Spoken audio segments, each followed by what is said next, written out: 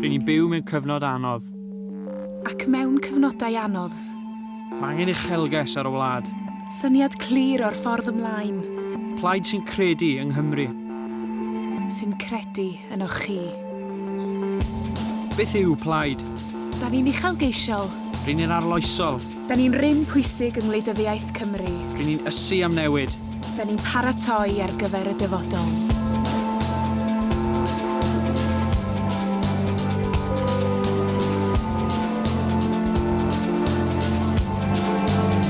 Mae plaid yn credu mewn gwneud pethau'n well. Plaid sy'n edrych ar y byd o'i hamgylch. Mae'n llyged, led y pen ar agor. Da ni'n edrych tu hwnt i'n ffiniau am y syniadau gorau.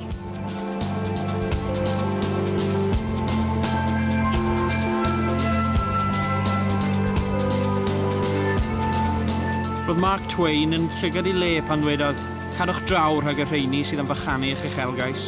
Mae plaid yn credu mewn gwneud pethau'n well. Rydyn ni'n brofiadol.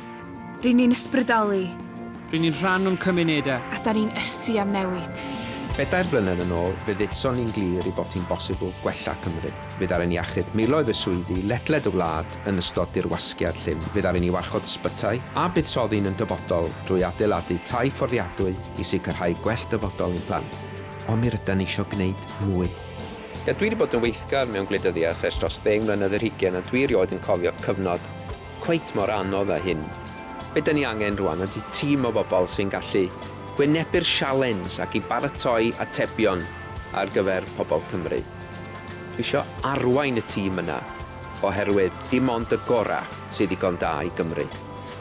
Dydy setlo ar y status quo ddim yn ddigon bellach. Yr hyn sy'n fy ngyrru fi o ddydd i ddydd ydy sicrhau bod ni'n gallu creu swyddi yn ein cymunedau ni. Sicrhau bod yn rhieni ni a neinia a teidia yn cael y gofal gorau bosibl. Sicrhau bod yn plant ni a phlant yn plant ni yn cael y dechrau gorau mewn bywyd. Dros y misoedd nesaf, byddwn ni'n gosod allan cynllun sydd wedi cael ei lunio yn arbennig ar eich cyfer chi a'ch teulu. Dych chi'n heiddi dim llai na hynny.